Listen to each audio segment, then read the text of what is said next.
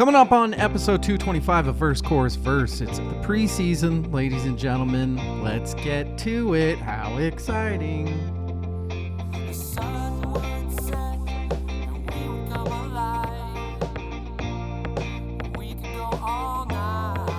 Verse, Chorus, Universe, how's it going? DL here. I am doing well. I'm all on my own and ready to chit-chat about music and otherwise. Christmas is over. Hallelujah. I actually did not mind it this year. We can talk more on that later. How's everybody else's Christmas gone? Has it gone wonderfully? Holiday season? Are we not supposed to say Christmas? How have your holidays been? Whichever way you celebrate. Going to your families, getting to not have to go to your families, all that sort of good stuff. It has been a nice, relaxing week, kind of getting done with finale editing and chilling. I've got a couple things I want to talk about today. Apologies that it's not very well scripted. I don't care. That's why they call it the preseason. We got to warm up. We got to keep our reps in. You know what I'm saying? Finale is done. Hope everybody enjoys it. It comes out in a couple days. I think we did pretty well I think we did much better this year with our top 10 best list. I actually like the favorites as well, to be honest. There's one or two albums that I do some eye rolls with, just like Evil and just like Rachel, the Sabrina Carpenters of the world. But hey, there's a reason that we all have different tastes, right? There's a reason that Evil, Rachel, and I work, and it's because one person's trash is another person's short and sweet. We got some metal from Evil that is much too metal for most people, but again, that's why we have them, for all you metalites out there. The finale was fun. The poker thing was fun. Yeah, and then coming into season 5, going to be a little bit more, I won't say relaxed, but we're going to have longer episodes. Can talk about that. Every episode next year is going to be a 2-parter. Every single one. That's right. One of the big feedbacks, we put out a little bit of I'll be honest. Here's what happened. I got a couple feedbacks in a row. One Rachel actually told me about, and then another one from a listener saying that we wished that each episode seems like it is very target driven, very focused, that maybe I keep us on point too much, which to me was ridiculous until I thought about it. And then I totally get it. If you listen to certain podcasts, you want the personalities, you want the people to be BSing a little bit. And I'm going to shoot for that this year and just see how it goes. We're going to try it. We're going to do each episode's 2 parts. We're going to be a little more relaxed with the structure. It's still going to be the same. We're still going to do album exchanges, year dissections. We're still going to do basically most of the things that you've heard of. The episodes that have gotten the biggest scores consistently as far as listeners and downloads are always when we do concentrate on one specific album. So we'll do the DL's 10 out of 10s. The album exchanges always do really well, so we'll keep doing those as well. Those would be the big popular ones. And then, of course, the quick-wire reviews, we will do that no matter what. Those do well, but we are going to do them no matter what because those are my favorites, and I get to do what I want to do, right? Ha-ha!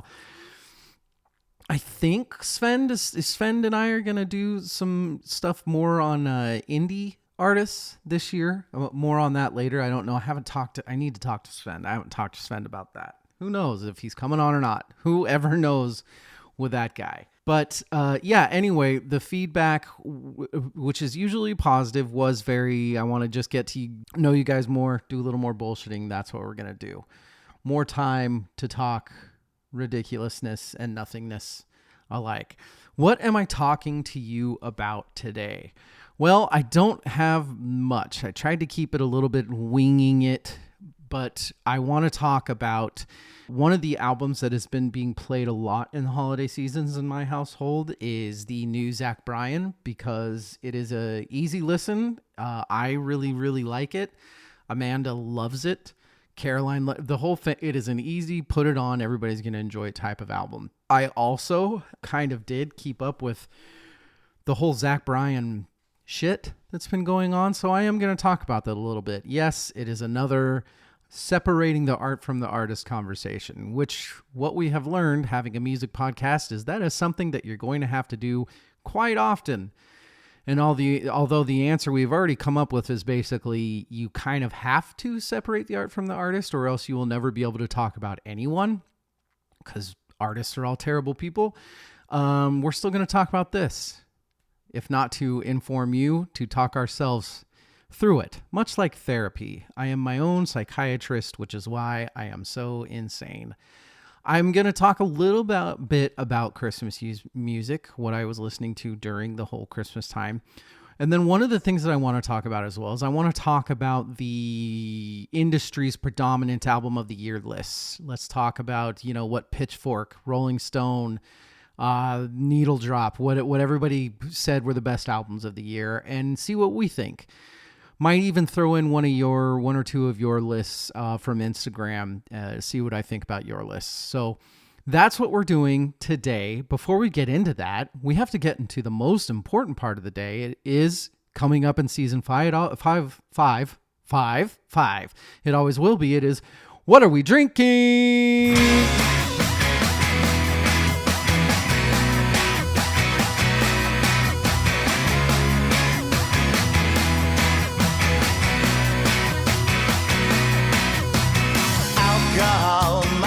Drinking nothing exciting, and I apologize for that. I've been in a deep clean mode. I've taken a week of not off, but being pretty carefree with work.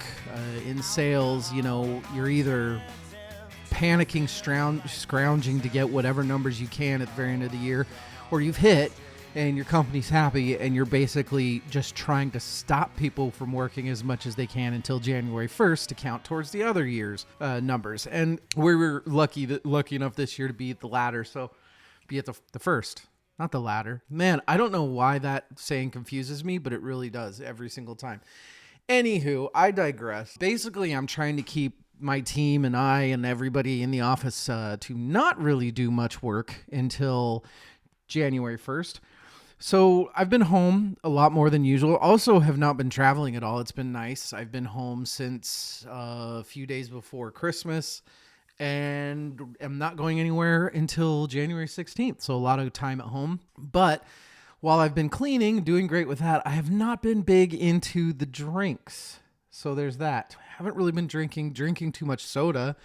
I'm eating too many stuffing flavored kettle chips. I've definitely gained a few pounds, that's for sure. It's the holidays. We know what's up. Anyway, the point of this all is that I'm in this cleaning mode currently where I'm essentially pulling a Rachel and just trying to get rid of some of the bottles that have been lying around forever. Some of my liquor bottles that have been around way too long because I just don't drink what's a good example? For example, earlier today I had a rum and Coke, which was the Kraken rum, which I'm not a big fan of. It's fine. I don't it has a bad rep for this shitty, overly sweet. It's a please the masses rum. It doesn't really taste so much like a rum, but I don't think it's bad as people say. I think it's good in a rum and Coke. I think it's kind of hard to mess up a rum and Coke, but trying to get rid of the Kraken bottle because I don't love that liquor. Apparently I'll defend it, but it's just not one of my favorite rums, that's for sure. And there are better things to put in a rum and Coke than a Kraken, although I don't think Kraken's bad. I just said that. Anyway, trying to get rid of things like the Kraken. I've got like a couple like grapefruit liqueurs. That's not so much get rid of as much as I need to bring it to the forefront and use it more. I have way too many bottles of different whiskeys. I have way too many different bottles of gin. I have on a couple occasions, bought Pisco because I didn't think I had Pisco, but I do have Pisco, which I don't know if we've talked about Pisco sours on this show. It's an amazing drink. If you like a whiskey sour, you should try a Pisco sour. A little more complex, maybe a little too sweet for me, but they're very, very good. Rounded off, and we are here to what I'm drinking right now, which is basic college 101 drink. I have an orange Fanta with some vodka. I have 3 or 4 vodkas that are they just don't get drank. When you get into being a cocktail maker, bartender, you don't tend to use vodka anymore. I'm always using whiskey or gin. I do a lot of whiskey. I do a lot of gin. I do a lot of tequilas. I don't use vodka. Vodka's too easy, and it's just not as fun. For those of you out there that make cocktails, you know what I'm talking about. There are times where people are really wanting, like if people come over and they really want a vodka martini, of course you're going to make the vodka martini. But the problem there is that I never have people over. Well, I'll have people over for New Year's Eve. I always have, a bit of a party on New Year's Eve. I have people over Christmas morning, and then I never have people over. Like maybe 1 or 2 times throughout the year, people will actually come over and hang out. So I have too much vodka that I never use, and I need to use it because I've gotten to the point where, like Rachel, I have far too many bottles in the house. I'm looking right now. I'm having to rearrange my whole office because I have too many bottles of liquor, and it's caused a huge rift in my organization, and I need to fix it because that's what the holidays are for. They're for getting new random shit like new desks for my daughter that I don't have room for, setting it up, and then figuring out how the fuck to fit it in the house. And that's what I'm doing. That's what I'm drinking. Should we get to the episode? Should we talk about a few things? We're going to come back. I'm going to talk about an artist that I've actually enjoyed listening to this year that I can't really stand. So we'll take a break. We'll be right back.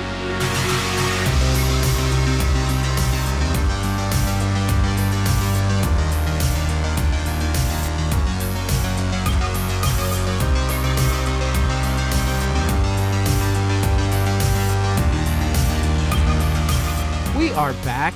Hello, everybody. Are you excited for season 5? I sure am. Let me talk to you a little bit about the preseason before I get into some jibber jabber I wanted to jibber jab about. Season 5 preseason, it's going to be a little more easygoing than usual. We are still going to do the Spotify awards that we do, and I bitch about every year because I don't like promoting Spotify, but it doesn't really work as a promotion anyway. It's not like, I don't think Spotify sees any bump from it. I pay them, so, it is what it is, and it's fun to do. So as a podcast, over the last few years, you common listeners, we have been doing these episodes where we talk about each other's Spotify end of year. I just forgot what it's called, but there's a Spotify end of year thing that I'm blanking on right now that gives you your top 5 bands that you listen to through Spotify, your top 5 songs, and then a playlist. And then starting last year, Evil had this great idea of, instead of just boringly rambling through what each other's list was, which was just not good content, we made it awards, just like we do on some of the other episodes. And it is much more fun. So next episode, you will have the second annual's Evil Spotify Awards, where we hand out some awards to each other for stuff on their list. Stuff we're surprised to see on Rachel and Evil's list. Stuff that we know is because of the pod and they would have never listened to.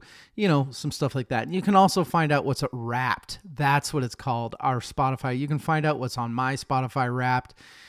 I'll give you a hint.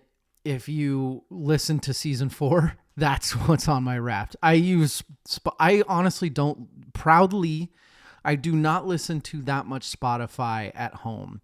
I listen to Spotify to study. I listen to it at work for background noise, that sort of thing.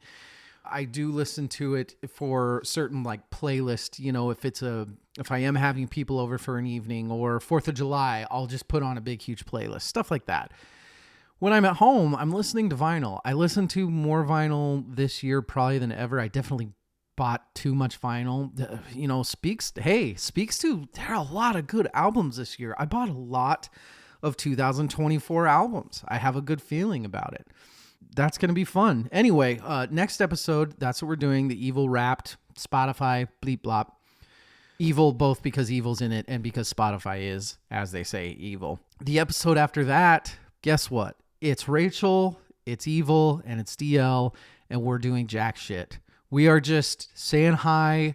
We haven't talked for a few weeks. It's kind of getting back into it, remembering how to talk to each other through a Zoom call. We do that finale in person, and it's so much better. It's just such better content because it's an actual conversation. As you guys know, we all do so many Zoom meetings and team meetings and stuff like now that it's really not a big deal. When you are trying to record a podcast episode and you are doing, you're having to kind of wait to chime in and there's a bit of a delay. It leads to a lot of, it's very easy to lose the elegance of a casual conversation that is so much easier in person. So episode 3 of the preseason is just Evil Rachel and I hanging out, talking. I have a couple of prompts. I got a couple of late listener questions that I'm going to make them ask, and a couple other things, but we're just going to talk about music, whatever we want. No outline, no nothing. And then, of course, the last episode of January is, what are you spinning? What are you listening to when you don't have to listen for the pod? That's pretty much it. That's all we got for the preseason. Through the preseason, we'll talk a little more about what's going to happen in season 5. 5th year, ladies and gentlemen, pretty crazy. A lot of the same stuff. We're going to start off with band dissection. I'm not going to give up who yet, but I think you will at the very least be intrigued. You all know this band. You all, even if they're not your, hey, I listen to them frequently, you respect them. I promise. I would think that most people that listen to this will at least be intrigued for the type of band that they are. I will do my own episodes, much like this one, where I just topics that I've been thinking about lately, music-wise, I will talk on. Album exchanges, we're going to bring those back, do those a little more with Evil and Rachel and I. We're still going to do the year dissections, but we're changing the year dissections a bit. Instead of just dissecting the year, instead of just saying, hey, how good of a year was it? How bad of a year was it? Look, last year we did 1994 all year, right? I'm not the one to shout this from the rooftop. Rachel and Evil very much have been that 94 is basically the best album year of all time, that nothing can compare. I'm not comfortable saying that. As somebody that I'm not going to say likes a wider range of things, but I have the likings for the nerdy, crappy stuff that you guys do. And I think that there are some other years that are close. I also think that I can convince Rachel of a couple of these other years as well, because she likes the 60s and 70s rock. Like, she didn't do the 69 breakdown with us, but I feel like if she did the breakdown, if she saw the albums, I don't know that she'd be saying 94 is the best. Anyway, the point of that is that from now on, we're doing the year dissection, and then we are asking the question and comparing and contrasting, is the year better than 94? So we'll take 1 year every episode. We'll do this 3 or 4 times next season 5. Let's take a look at the albums. Let's look at the best albums. Let's compare it to 94. Where do the comparisons stop and start? How much worse or possibly better? We're still going to do our 10 out of 10s. We're still going to do our new album quick fires. Svend and I think are going to do some stuff together. And then at the end of the year, it's going to be same end of the year stuff, except since we're on season 5, what we're adding to the end of the year this time is we're taking a look back 5 years. We're going to do this every time. So now that we're on season 5, we're going to look back to season 1. We're going to look back at our bests. We're going to look back at our favorites, maybe a couple of the albums we talked about, and we are going to reassess. We're going to see how far off we are. A lot of the times I don't watch the Oscars, but I'm interested in what movies win in the Oscars. And then you look back 5 years later and you look back 10 years later and you cannot believe that this did this well or this did this poorly. And, you have the years where something won that you can't believe they won.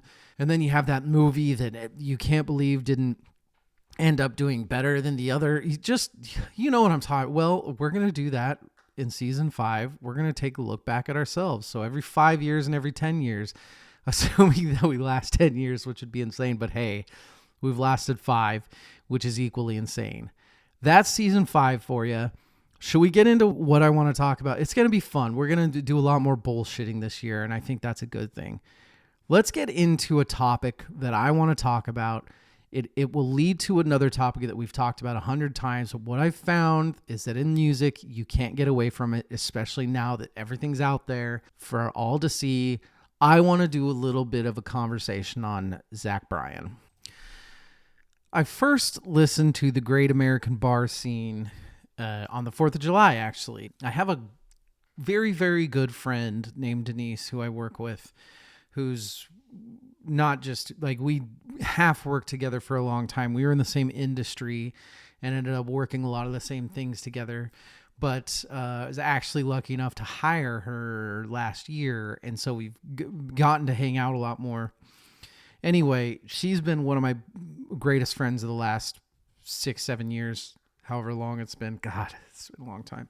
She is, like I have found a lot of other females are, obsessed with Zach Bryan. My family that lives in my house with me, Amanda, Caroline, also very obsessed with Zach Bryan. I found that a lot of females are very obsessed with Zach Bryan.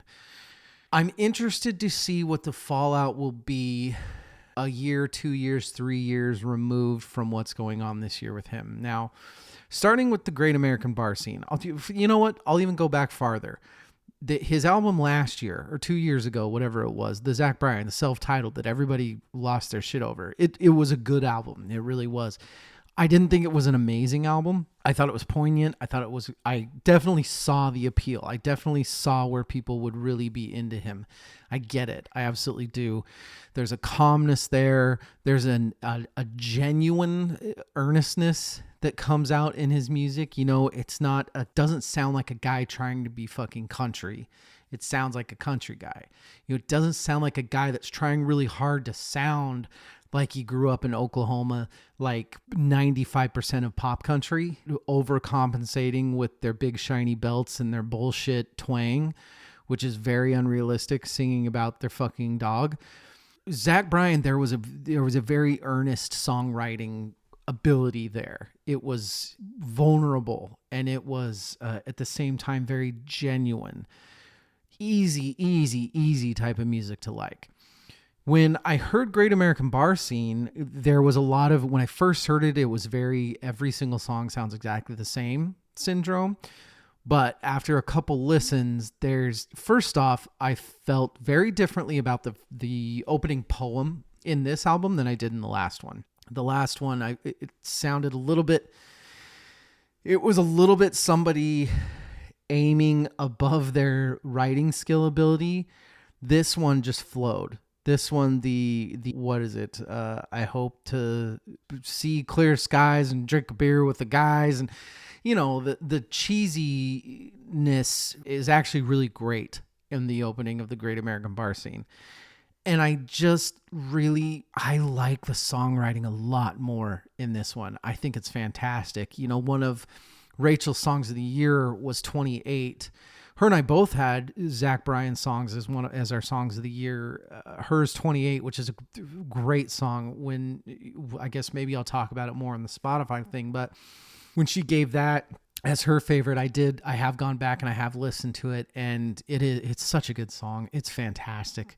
The song on my top 5 was Pink Skies, which I just think, you know, I talked about it in the finale. You can go back to the finale, listen to it. There's a lot of that on this album. There's a lot of stuff that he had definitely been listening to, a lot more complex pop intro sort of. He has some hooks that are very, you can pinpoint very specific pop hooks on this album that he was going for. A lot more. It's also one of those vinyls that's really easy to put on. I got the Great American Bar Scene vinyl and I've listened to it.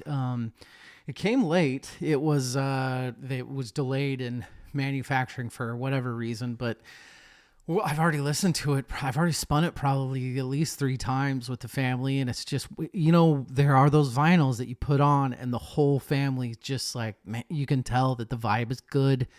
Everybody's into it. Everybody's having a good time. It's definitely one of those albums. It would be in my top 5 albums. It would be in my top 5 albums of 2024 to spin, you know, in general. Maybe I need to do that. I guess I think I should do that every year. Should I do like a top 5 albums that were spun at my house this year? That sounds fun, because Great American Bar Scene would definitely be on there. And like I said, I didn't get it till late, but it's been spinning a lot. Autumn, of course. You all know it and love it. The Smashing Pumpkins, my album of the year for 2023. We've been spinning that a lot. I'm telling you, the whole family likes it. You're all wrong and I'm right. Suck it. Dave Matthews, as you will learn in the next episode, this was a big year for me getting back into Dave Matthews, and I'm okay with it. It was a lot of fun studying. It was a lot of fun doing those episodes with Svend and getting back into them. Some Devil album, Some Devil vinyl came out this year, so I definitely got into that. I listened to that a ton. Not so much a family one because it's a bit of a downer, but still liked it. We're still into it. As far as the family, if I wanted to get them, it would be Before These Crowded Streets, which, of course, who doesn't like that? Peter Gabriel's I.O., my album of the year for 2024. I spun that a ton. The family likes that as well. It's a little more easygoing. The easygoing vinyl are the ones that usually do the best. And then probably San Fermin's Arms would probably be on there as well. So not a huge difference between what I was spinning and what my albums of the year were. I could go back to some of the older ones. My daughter, every time we have a vinyl night, my daughter insists on the Royal Blood album that came out, not the most recent one, but Typhoons. She loves that album so much. So we always end up playing Typhoons. I usually end up with some Metric on there. I'm a big Metric fan on the vinyl nights. And then what I tend to do is I tend to go alphabetical. I am one of those that really likes to make sure every vinyl gets a spin. So I will kind of keep a little bit of track of, right now I'm in the A's. We're listening to a little bit of Alice in Chains. I'm in the E's. So maybe I'll put on a little Everclear and a little, what else do I have? The T. A little Billie Eilish for the daughter. Let Billie Eilish work her magic for them. Maybe even a little bit of old Eminem. I can't put on Eminem. I do have a couple Eminem vinyl, but with the 10-year-old, there's just so much he says that cannot be talked about. Those are my 2024. This is what I spun this year. I'm sure that there's a lot I'm not thinking of. I was really into the Father John Misty, the new one. It's not one of my best albums of the year still, but man, it's a fun one to turn on. A lot of those kind of soul-based old school ones, a lot of the Beck style stuff it's just so easy to turn on anytime you want. And of course, the older soul stuff. We'll have New Year's Eve and I have a bunch of people over, and there's always a couple people that once I start playing those old, like Billie Holiday and Nat King Cole and stuff, there's always a couple people that are like, God, like, this is just the best. Like, why don't I listen to this more? And what they don't get is it's just not the same. You gotta be at a place that has a cozy room, and you're listening to it on. It's gotta be on the records. That's just how it is. We understand it, right? We're in the know. We're the vinyl people in the know.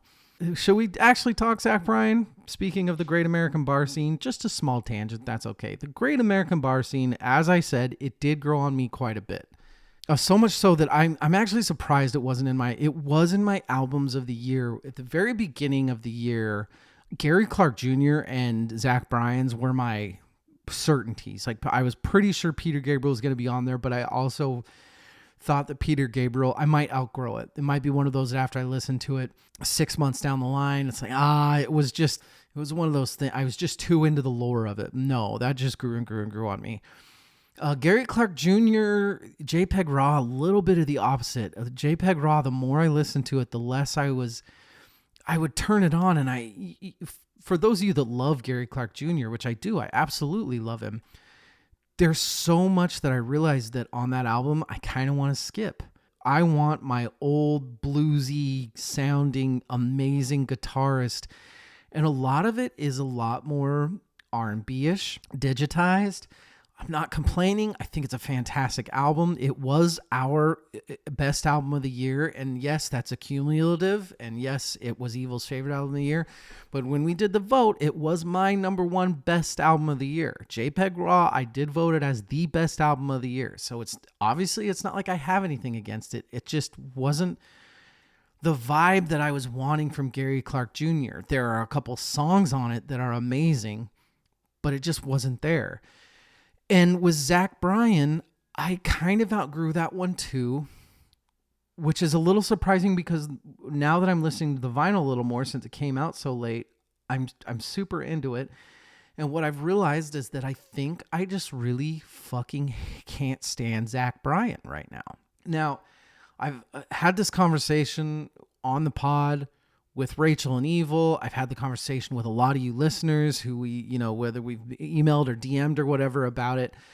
I've had this conversation with friends just hundreds of times. The conversation of separating the art and the artist. Zach Bryan, for those of you that don't know, it came out for a couple years that he was a bit of a douchebag to women, which for me, not defending, but hey, he's a 27-year-old singer-songwriter who is suddenly one of the most famous people, one of the most famous songwriters in the world.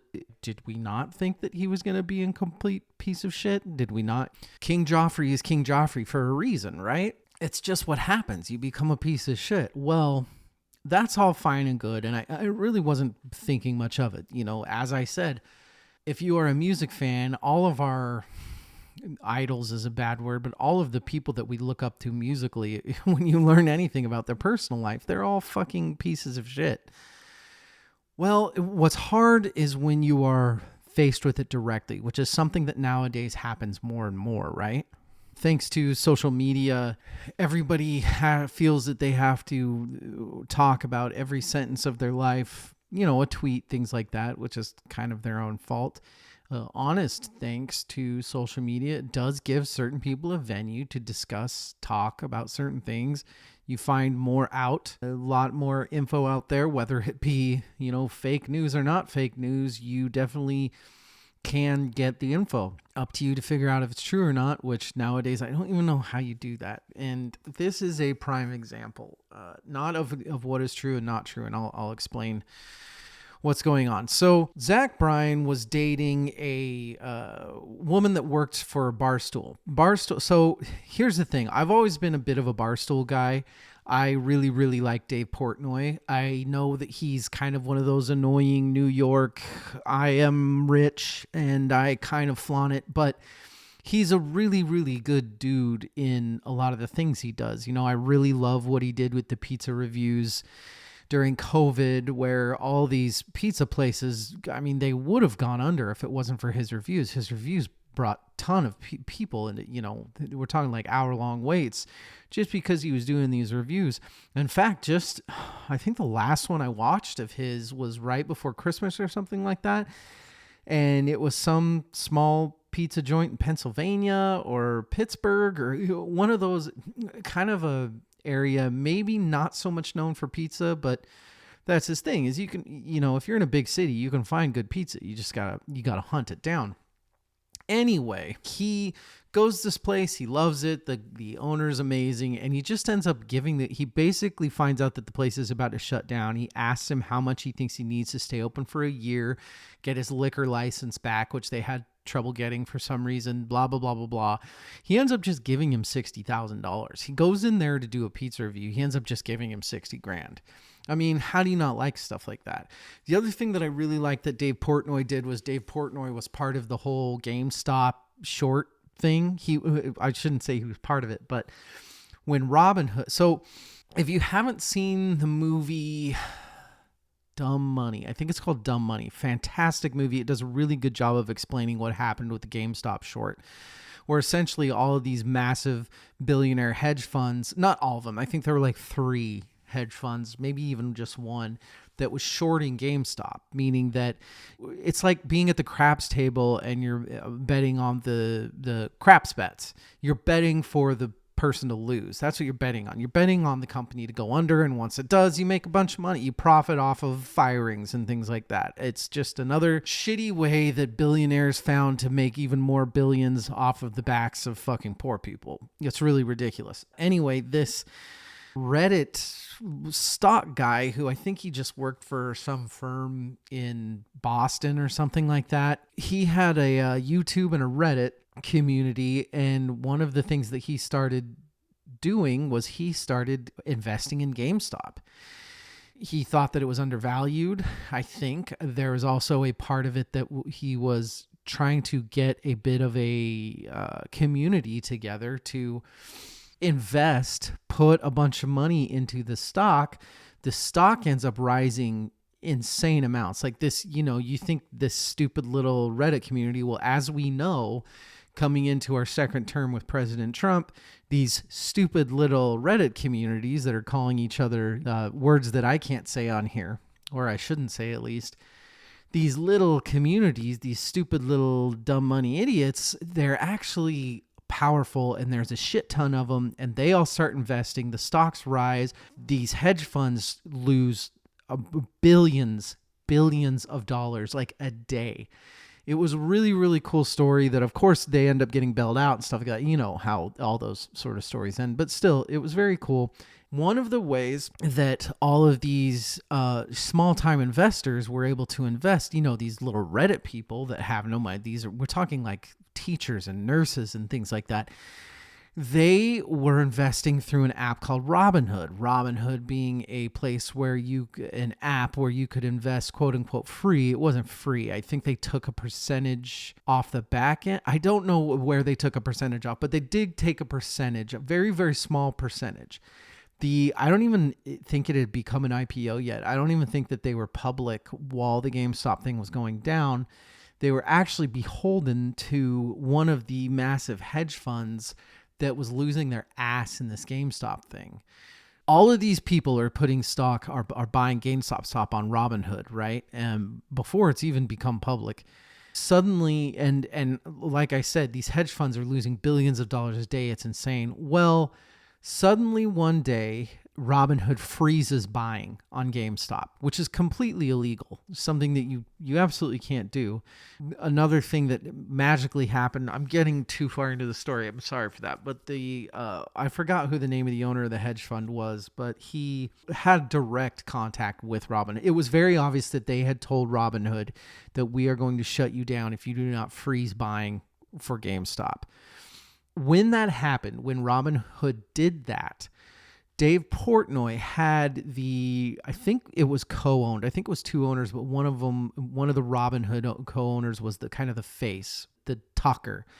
And Dave Portnoy had him on to essentially say, look, I think you're the scum of the earth, but here's your chance to defend yourself. What happened on this? Did you freeze? Did you actually freeze? Did you succumb to a hedge fund? The way the team handled the crisis, by and large, we were able to protect the firm. We were able to prevent customers from having a bigger issue. That's the part. How can you, in that line you just said, like, proud of how we handled it? How can that be possible? Like, you guys are billed as a firm to retail traders. Yeah. And you screwed them over. I mean, so how you protected the firm, that's what you did. And that's what it seems every decision was made to protect Robinhood. But everything that you built up as this image of catering, I mean, you literally, if you really want to protect the firm and protect the customers, you wouldn't have stopped buying. It's that decision basically had to crater the price and left a ton of your customers holding the bag. I understand how you feel that way and how customers might feel that way, but I think we have to also protect, customers buying meme stocks. Dave Portnoy went after him. He was on, MSNBC. He was only talking about how big of a scumbag this Robinhood place was. He was really, really into it. In fact, I think Elon Musk, not to defend Elon Musk, but I think he also really, really dragged this Robinhood thing through the mud when they did that with GameStop. Elon, okay. Vlad, can you hear us? Vlad the Stock Impaler. Hey guys, thanks for inviting me up. It's good to hang with all of you. I'm actually an adherent to the simulation hypothesis. All right, well, spill the beans, man. What happened last week? Why do you why couldn't people buy the GameStop shares? The people demand an answer, and they want to know the details and the truth. Yep. Okay, so let me start by giving a little bit of background. So I'm the chief executive of Robinhood. Robinhood is actually Just come on. I'll go through this quickly. Don't worry. This is important. What's going on in the NSCC to make these calculations? But yeah, essentially, Is anyone number. holding you hostage right now? No, Blink I'm twice. okay. Yeah. Anyway, ever since then, I've really liked Dave Portnoy. A little bit of a tangent. Ever since then, I've really, really liked Dave Portnoy, and I liked what he did with Barstool. You know, Barstool is fun. I always thought it was a little more serious. What I didn't realize, the reason I'm bringing this all up is because Zach Bryan started dating a girl from Barstool. Her name was Brianna something. Her nickname is Chicken Fry. So I don't know. You know, how do I say this? It's really, really easy to find a story that says, oh, Zach Bryan's dating a girl named Brianna Chicken Fry, and roll your eyes. You know, they fucking deserve each other. Who gives a shit, right? Well, I decided to do a little bit of my homework. What I did is I listened to the website under Barstool, which is called BFFs, which I figured was, you know, at least it's Barstool Sports. So I figured there'd be something. Look, this podcast is terrible. I'll tell you right now, it's a fucking stupid podcast. I can't believe Dave Portnoy has anything to do with it. In fact, right after all of this Zach Bryan stuff came out, like a month later, Dave Portnoy basically shut the podcast down. He didn't want to be on it anymore. It was basically just like a gossip podcast. He's too old. He doesn't fucking like it. But it's really bad. But I figured if I wanted to talk about this, what I had to do is I needed to actually listen to this podcast. There was an episode where basically there were 2 or 3 episodes. But the big one is when Brianna actually came onto BFFs and discussed everything that had happened between her and Zach Bryan. If you listen to it, it's really, really hard to not think that he's a piece of shit, but really have a hard time.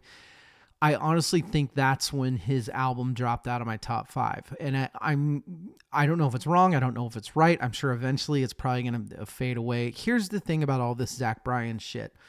He and her had an incredibly toxic relationship, and there are certain things about it that to me sound very it sounds like 2 fucking 14-year-olds dating each other. It sounds really, really stupid. And then there are also 1 or 2 things that do sound like emotional abuse. They do.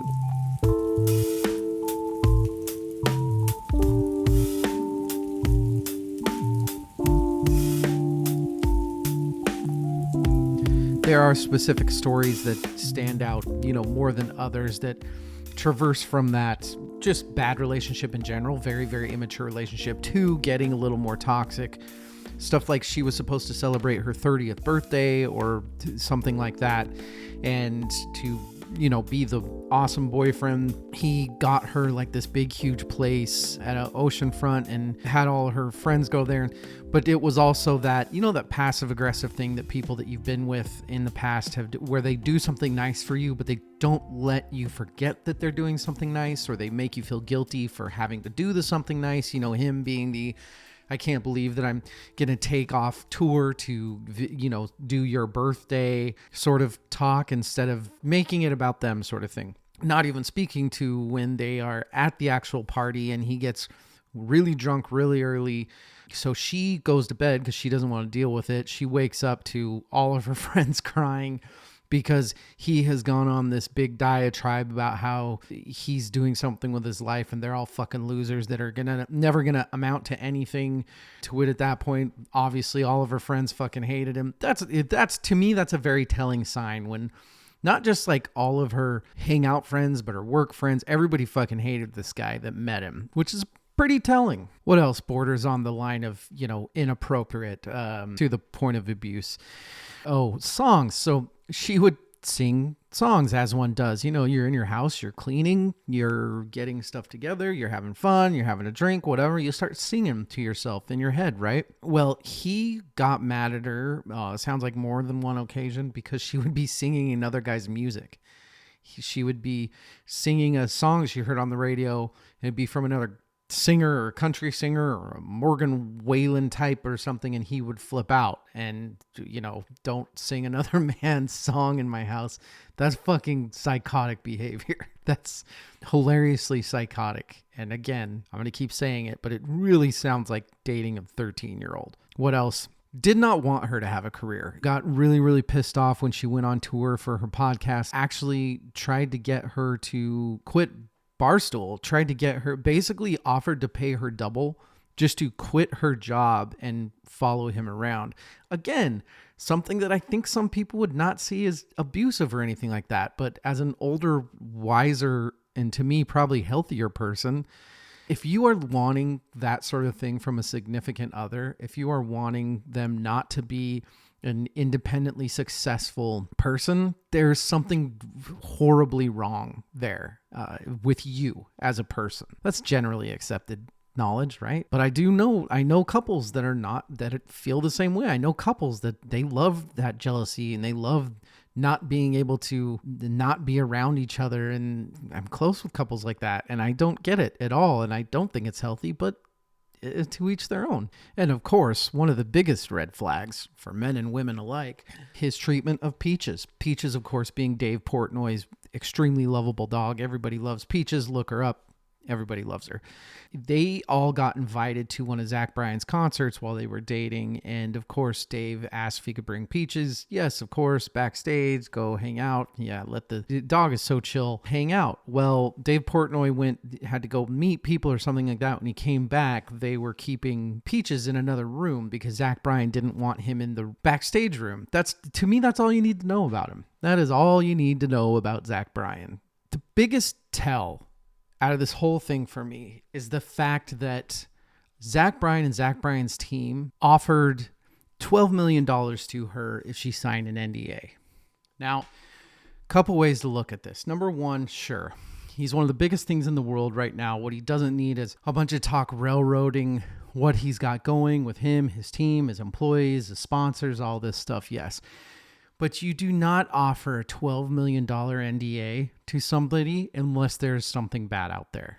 You do not offer a $12 million NDA because of a crummy breakup. And that's why when she in the podcast talks about how there's some really bad texts, calls, messages, probably are not going to make the light of day just because she doesn't want them to. This is what's really cool is you have to listen to the podcast because you can kind of tell just from the hour and a half of whatever it is, listening to her talk to her and the work team. Dave Portnoy's on there, another guy, another girl talking about this. It's pretty clear. First off, I'm sure she's doing just fine on her own, but it's pretty clear that she's not money grubbing. I mean, she didn't take $12 million. That's $12 million. And her take on it, which I really like, is let's say she takes that $12 million, she goes and buys a super nice house. She's sitting on her deck one day and she's like, how the fuck am I supposed to enjoy this when I know that I got this money from Zach Bryan, that Zach Bryan basically paid for all this? I don't know. If you listen to the pod, there's just so many more reasons to believe her than to not. And why you wouldn't believe her in the first place, I don't know. But again, the $12 million, that's a lot of fucking money to offer to somebody. You don't offer $12 million unless there's some bad shit that's going to get out. And it kind of did in that podcast, at least part of it, about some of the things that he was doing. Like she went to some fucking award show, I don't know, in a specific dress. And he's texting her about how he can't believe that, the basic, I own the woman, I can't believe you would go out in public in that dress sort of bullshit, which is just like 101 of just bad relationship, bad guy to not be with type shit. All that said, once it gets to that point, once you know what you know and you listen to Brianna talk, it's not about what he did and what he didn't do and what happened in the relationship and what was abusive and what wasn't. It's trying to listen to his music and his specific style of music and who he portrays himself to be in the music and try to, it is so hard to listen to it and have it not feel like complete bullshit after you hear all that stuff about him. He's portrays himself as this simple Oklahoma mama's boy that isn't perfect, but he's doing his best. And then you learn that he's actually just a guy who's using his current fame to his advantage. He's sending $12 million in NDAs. He's treating his girls like shit, which, like I said, every fucking singer-songwriter does it, but it's for the time being, and it'll probably fade away, much like I said, I listen to singers that have done terrible things. I don't know if that's wrong or right. I'm sure it's wrong, but I don't know. It is what it is. That is the coverage I will give Zach Bryan. Of course, turns into some other talk that's always going to happen, and that's the way it is, right? Let's move on to something else that I want to talk about. So we give our top 5 favorites of the year. We give our top 5 best of the year all the time, right? What we don't do is we don't really talk about what other venues have given. What we're seeing on Rolling Stone and Pitchfork and Needle Drop and all that stuff. And I think I want to talk a little bit about it, which is really going to boil down to one album mostly, because that's just the way it is. Now, we do have listeners that we, on Instagram, the best albums of the year start coming out a lot, that they come out usually a little earlier than ours do, so we usually have time to I usually have time to sit with them. I saw a lot of The Cure's album was on. I'm not going to argue that at all. I thought The Cure was great. As far as our best list, it was on there. I think it was my number 2 or 3 for best album of the year. I really did enjoy the new Cure album. It grew on me. I was really nervous the first couple times I listened to it, because that was one of the most albums ever for me as on the podcast, for people writing, asking me what I thought, if I liked the album or not. People that were clearly very, very invested in it. So I was very nervous to hear it, and then was even more nervous the first time I listened to it, and I wasn't a really huge fan. It only took about 2 or 3 listens until I was like, okay, there's definitely something great here. And it's definitely grown on me. It's still not one of my favorites. It's not going to be one of my favorites of 24. And I think it's just because I'm not a huge Cure guy. I love The Cure. I respect The Cure. The Cure tends to be one of those bands that people are either obsessed with or they're not. And that's just kind of how it is. But I saw a good amount of them. Of course, JPEG Raw, a couple people had. Definitely not mad at that, as it was ours best of too. Just not surprised. If anything, I thought I'd see a little more Gary Clark Jr. Haven't seen it around the Instagram and Facebook world very much, which does kind of surprise me. In fact, most of you listeners that we end up sharing our best ofs or that you post, I rarely have a problem. There's always one or two that, there's always one or two. Usually ends up being more of the folky stuff that's really big right now that I'm not huge into. And then I do tend to lean a little more metal than a lot of my indie friends. I do kind of like the old school hook pop rock. I'm good with the JPEG Raw, that's for sure. Pitchfork's album of the year was Diamond Jubilee by Cindy Lee. I did talk about it in the quickly in the finale. I really like that album, so I'm not gonna argue with Pitchfork. I think that is a very easy best album of the year pick, but I think it's a really good one too. That album is fantastic. It's way too long. It's got so much going on, but really, really good stuff. So I'm actually surprisingly pretty okay with it. The big thing is, and then, yeah, it was number 2 on Pitchforks. It was number 1 on Rolling Stone. It was number 1 on Needle Drop, which just increasingly gets more and more confounding every fucking year. I stopped listening to his reviews probably a year or 2 ago. We had a bit of I don't want to say, look, that guy is extremely, comparing him to us is comparing fucking Elvis to whoever was not successfully making albums when Elvis was. He's the most popular music reviewer there is. But we had a fairly negative interaction with him. And I just don't, the reason I tell you that is because that might be why I've tended to like him a lot less over the last couple of years. But his favorite album of 2024 was Brat by Charlie XCX. Rolling Stone's best album of the year, Brat, Charlie XCX. Number 2, Pitchfork, Brat. What the fuck is up with this Brat thing? What I did is I sat down and I listened to it again all the way through. I sat down, I said, look, this is probably like the 4th time I've done this year. I sat it down, I listened to it. I was like, look, dude, you are obviously not getting it because this is on everybody's fucking list. Everybody's.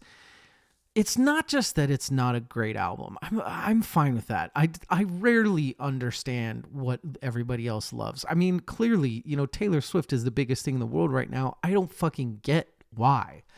So there's clearly a disconnect there, and there's always going to be, and that's fine. It's not the disconnect that bugs me.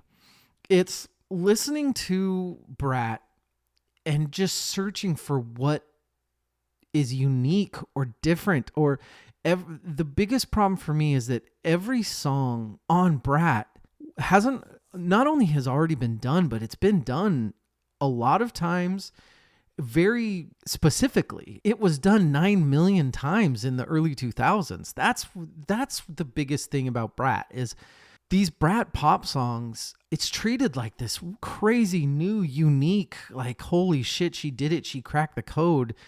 These songs, like, we've all heard these songs so many times. And I still, after sitting down, trying it again, it is the biggest I Don't Get It album I think that I've ever had since doing this podcast. It is the biggest album that everybody else has been like, this is unbelievable. And there is something huge missing there. I can't even the albums that I can usually be like, look, I get it. I get why like Big Thief catches people. I get why like the Wahahachi Tiger's Blood album. I get it. It's not there for me, but at least I get it. I don't get the Brat one. Not at all. Not even close. I don't know what I need. I need something because it's crazy that kind of like unanimously best album of the year.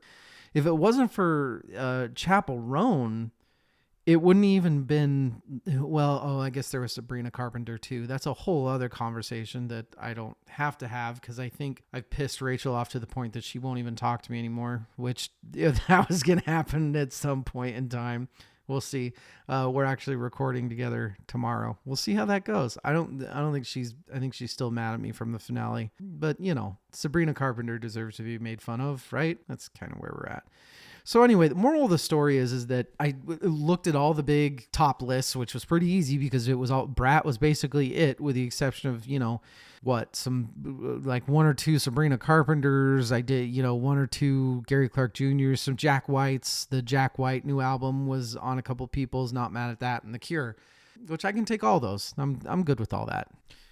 I guess as far as anything else, I can save it for next week's conversation with the kids. Make sure everybody's doing okay.